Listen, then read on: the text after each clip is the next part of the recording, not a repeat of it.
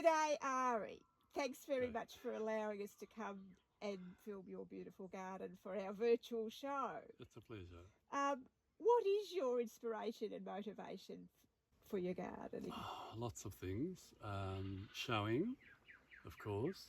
So a lot of like the roses here are for picking, whereas a lot of the old-fashioned ones don't pick that well.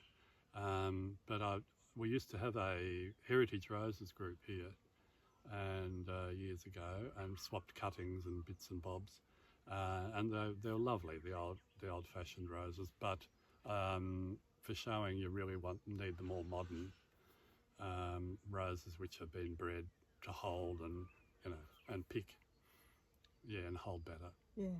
Depends on what I want to do with the area. I've just put some natives in the other day down on the driveway. I just want that to tidy that area up a bit. So the idea there is to ground cover and have a few bits and bobs, but basically natives, because that area doesn't get watered. This area here, of course, does get watered in the summer. So this area, the areas that are near a tap, is where I grow the things that need watering in the summer. I've got a dam up in the high gully up there, and the water siphons down from that, and I used to run the dairy off that. That's what the dam was originally put in for, and because I was sick of milking cows with not enough water to scrub the yards down and all that sort of thing. So I eventually got a big dam up there, and I think it cost us more to put in the pipeline than it actually cost us to make the dam. but anyway, that's how I water the garden. It just siphons down from there. Now, you are our longest serving club member. As far as I know. So you joined in the 80s, 70s? 70s, I think. I'm not sure. And what are your early memories of the club in those days? Oh, probably even more of a emphasis on showing in those days, because members like Glad Johns were very keen showers, and she grew the most magnificent dahlias. She was a real top dahlia grower. I think Fran learnt everything she knows from Gladys, and there is even a Gladys Johns dahlia, which I think they still grow. It's a pink cactus that she bred. She was terrific grower and shower with Glad. So club numbers, have they sort of been increased? Yes. Increased now? Oh yes, we were a much smaller group in those days. But we still ran 2 shows? Yes, it's always happened. Yep. Wow, that's extraordinary. This is another geranium. This is Herb Robert, Geranium robertanum. You can see the resemblance to the other one, but it's not nearly as spectacular as Madarensi. Climbing shot silk there, and this one here is an American bred rose. Who else but the Americans would name their rose after a motor car? It's Chrysler Imperial.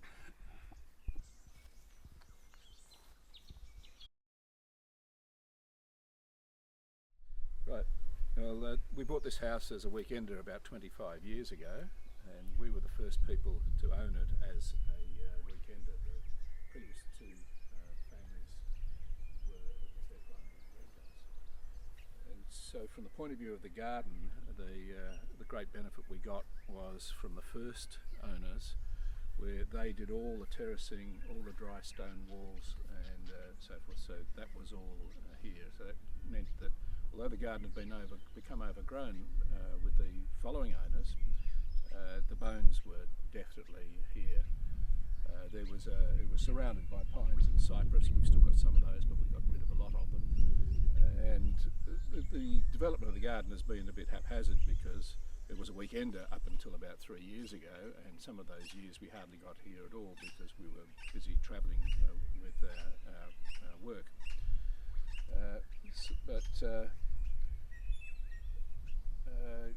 This part of the garden is pretty much as was, but we've brought in the roses, which of course up here, unlike on the flat, they're always 2 or 3 weeks behind. We've got only about one bloom out. And so these have been replanted, but are structurally the same as they ever were. There's a native garden that we built on this side in order to enable birds to come up from the block below, which is not kept, and where birds can nest and be safe, and we try to bring them up close to the house along this eastern side here. But most of the rest of the garden is exotic, not native. Call this the Dingley Dell because it's a lovely spot to have morning tea with the grandchildren, and it leads down to the Bull Court, and we actually do play ball in the summer. We are both West Australians, so what we have been trying to do with a lot of the natives is to grow Western Australian varieties. That's actually difficult because most of them do not like wet summers. But those ones over there, there's a Hypercalina and a Verticordia featherflower, I've forgotten what the other one is, are doing fine. Where this path goes through in there was a paddock that we've now converted into a garden. So we took a couple of trees out here so that we could put the path through, and this was built using money that was left to me by my oldest brother, who died about 10 years ago. He left his money to his 4 brothers. He had nobody else to give it to, and we invested the money in building this garden. So it's called Will's Garden, after my brother Willis. That's what the sign says there. So the idea is to start off with, you go down here, you go through a channel, and you the bulk of the garden is hidden until you get into the bit at the top, which is a contemplative garden, not a memorial garden, but a place you can sit.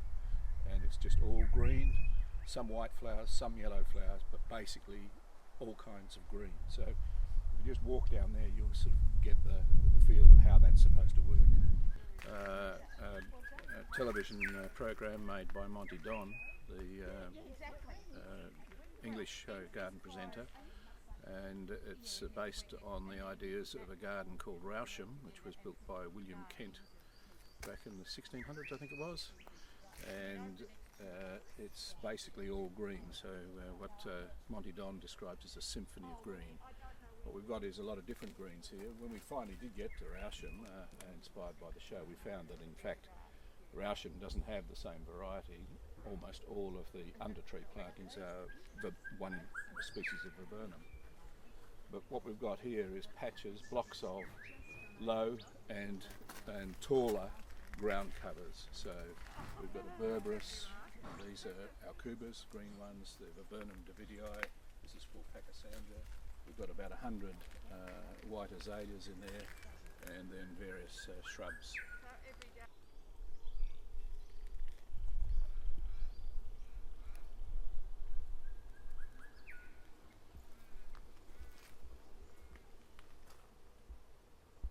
A lot of these areas where we have low growing conifers, it's inspired by the Japanese garden at Kara.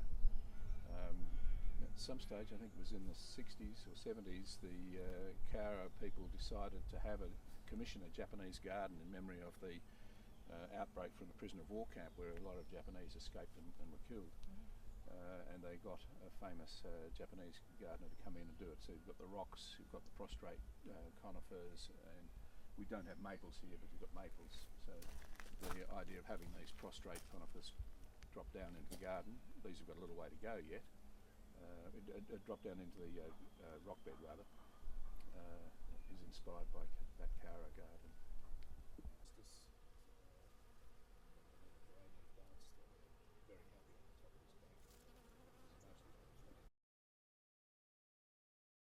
I dug all these parts by hand, by the way. I wouldn't do it again, but it's good fun. And the slides are for you? Slides are for me for a shortcut. I haven't used them that way yet.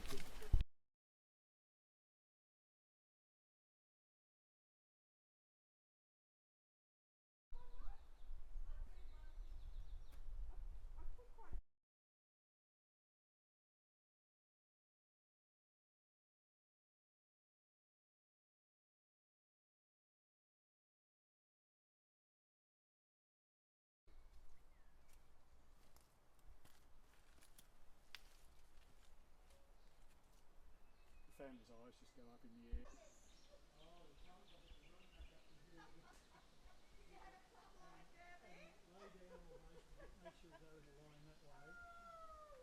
Qualities, the garden, the hedges.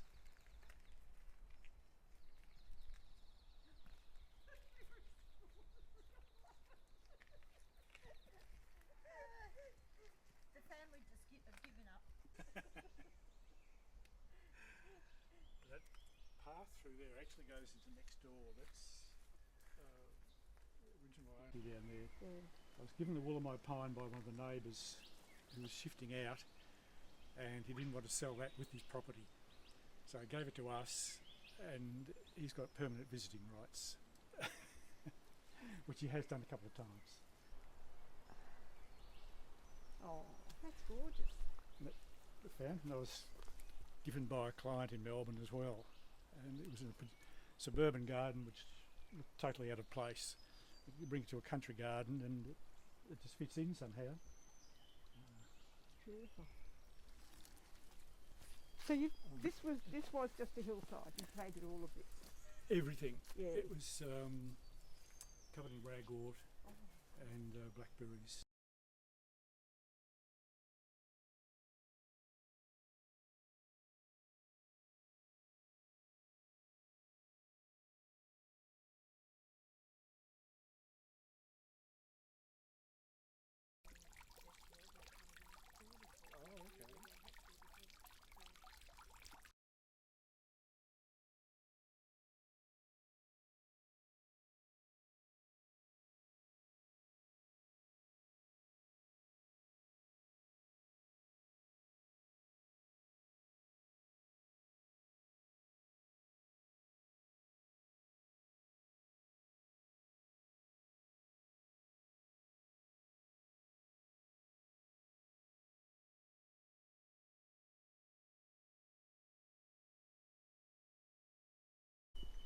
When we were at school, all we ever used on practicing woodwork was Remu, and that's the tree it comes from.